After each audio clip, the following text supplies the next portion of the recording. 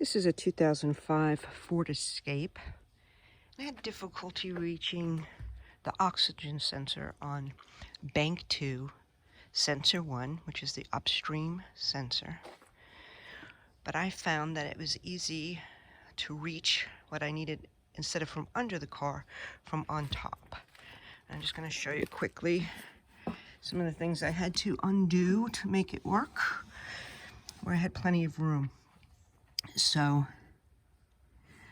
I removed that off of here, and this off of here, and I removed this plug,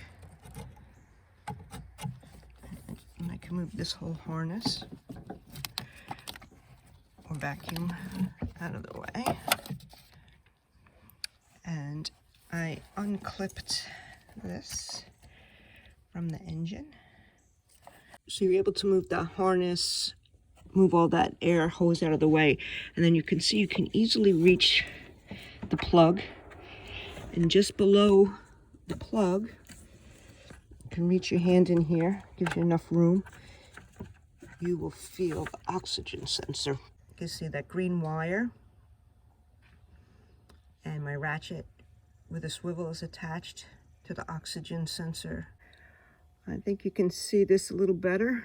It's attached all the way down. Just have some extensions, and at the bottom I have a swivel.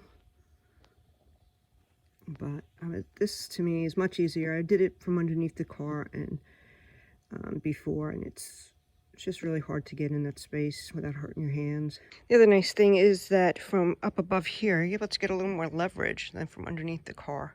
So this is my setup: extension, oxygen sensor socket, swivel,